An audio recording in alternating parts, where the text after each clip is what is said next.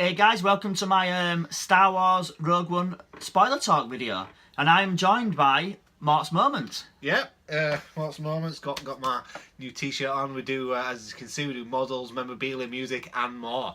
And, well, as a special surprise for me, Dale's wanted to do this video where I do all my work actually, and this all sounds crap. You've seen Mort in a couple of my videos, and he's a massive Star Wars fan, so I thought perfect to have a chat to this big Star. I'm a big Star Wars fan. He's an even bigger Star Wars fan. Yeah. I thought, yeah, let's talk Star Wars. So, you guys, I've already done a review on Star Wars already on Rogue One, and you know my thoughts. So, what do you think?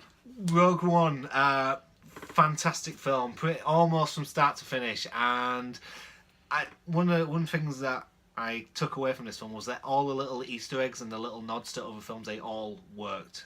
We've had nods and Easter eggs in other films that haven't quite worked, but every single one in this film works.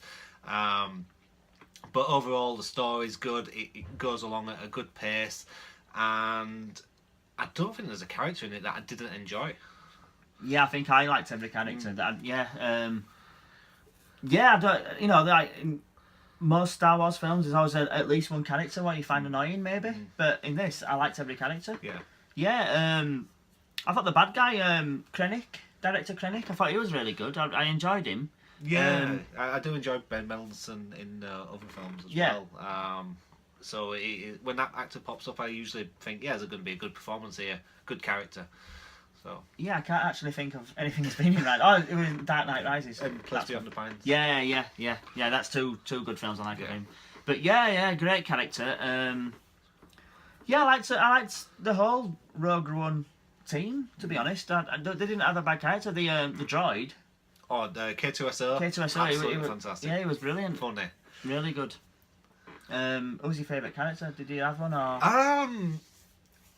I can't remember his name, but I'd say the blind guy. He was up there. Yeah, played by Donnie Yen. Yeah. I like Donnie Yen as an actor. I've forgotten his name now. And yeah, so have I, because I like the other guy with him as well. Yeah. With the machine gun. Oh yeah, blaster. He had like a Gatling gun blaster type thing. For some reason, both their names escape me at this moment in time. But yeah, they were really good. I liked the. He's not the main guy, but I suppose he's the second lead. Is it Cassian? Cassian, yeah. I liked him. Yeah. He was good.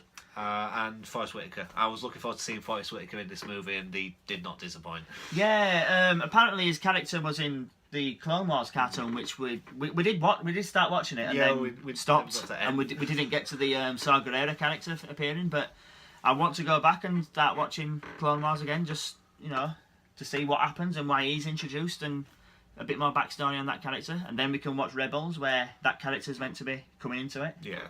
So yeah, I did like Forrest Whitaker. He was the character Saw Gerrera was good. What did you think of Felicity Jones as Jyn Erso?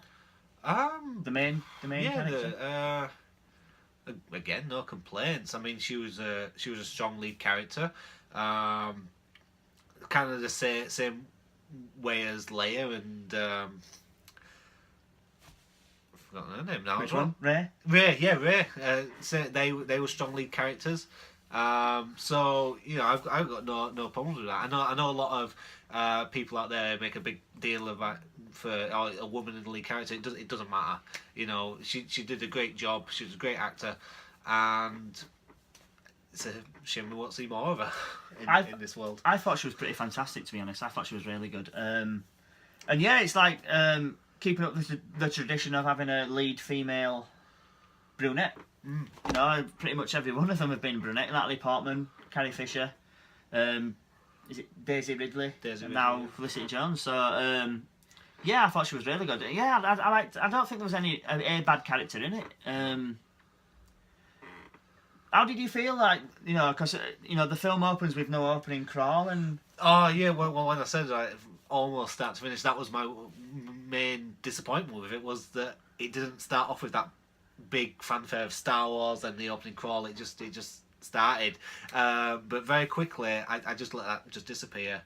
And let that disappointment disappear, because it was just like, well, this isn't a main episode. It's something different, and I'm glad. And now actually afterwards, I was glad that they did something different for these extra stories. Yeah, that's what I thought. I thought I was disappointed at the start. It's like, where's the crawl? But then, like you just said, it's not a main story. It's not an episode. It's a spin-off. So yeah, they're trying something different. Just like when they go to different planets, it brings up the name of the planet on the screen, which it has never done in a Star Wars film before, which I found interesting. I actually liked it, because they do go to many planets in this movie, and if you're not into the lore and everything, you could get quickly confused. So it's quite nice having the name, except for one planet for some reason. He didn't have Mustafar. Yeah, for some reason, they got it. It shows Mustafar. It's Darth Vader's got like a castle or a base there, and he's in like a Bacta tank, healing and stuff. And Director Krennic goes to visit him, and for some reason it doesn't have Mustafar on, which I found rather strange. Even though they probably thought, well, it's Mustafar. There's not going to be many places what look like Mustafar, so they know what it is. They've seen it before, Revenge of the Sith, so we don't need to write that. But some people might not have seen Revenge of the Sith and thought, what's this planet? But yeah, it was nice seeing Mustafar again. Yeah. It was nice having things what went back to Clone Wars. Like the original trilogy, like Bail Organa being back. Oh yeah, he wasn't in it much, but he did pop in. I did like him. Scene. I did like him being in it. And they mention things like Obi-Wan. They don't mention him by name, but they mention his Jedi friend, and he mentions he's going back to Alderaan, which was a bit of a gut punch. It's like, no, don't do it, don't do it, Bill. No, this time don't. Get a different ship. Go somewhere else. No, but yeah, I liked him. Mon Mothma. I don't think she was in the deleted scenes for Revenge of the Sith, wasn't she? Back? The same actress. Yeah, the same actress was in Revenge of the Sith, but it might have been a deleted scene or very briefly on screen. Yeah, I do remember seeing her Yeah. talking with Bail Organa, but I'm not sure if it's a deleted scene or not. But it's good that they brought her back from Revenge of the Sith as well to this. Well, and also Jimmy Smits. Yeah, that's what. Yeah, back, so. Jimmy Smits, Bail Organa. So yeah, it's nice seeing those characters back. So yeah, what was your favourite thing about the film? Ooh, the way that the Death Star was tested, the first planet it was tested on, the slow explosion and the build up of it, because normally we've seen the Death Star hit a planet and everything's gone in seconds. It's like that's a full power blast, but it was a slow build up. It hit the ground, and just everything after then was quite suspenseful. Like what's going on? Because we're not used to seeing this less powered Death Star blast, and it happened twice in the movie, and it was fantastic both times. Yeah. But apart from that, the dogfight, the entire end battle, just sticks out. Especially the ending scene with Darth Vader. Oh yes. It's like wow. It's like kind of like an horror film. You got all the guards in that one corridor, and they're all screaming. There's one guy banging on the door, screaming to get out. It was like something from an alien film or something. It was, that, and he just decimates him. It's just fantastic. It's like wow, it's the most brutal you've ever seen Darth Vader. It's like brilliant, and just how it leads straight into A New Hope. Yeah, it's fantastic. I read so everything links to A New Hope fantastically. And I've watched. I've been thinking about it since I've watched it, and it's like even the minute plot holes from A New Hope are now eradicated because they make sense in like Rogue One. Right. Like everyone's saying, how can they build a Death Star with this like one like exhaust pipe thing what goes to the reactor? How can no one not spot that?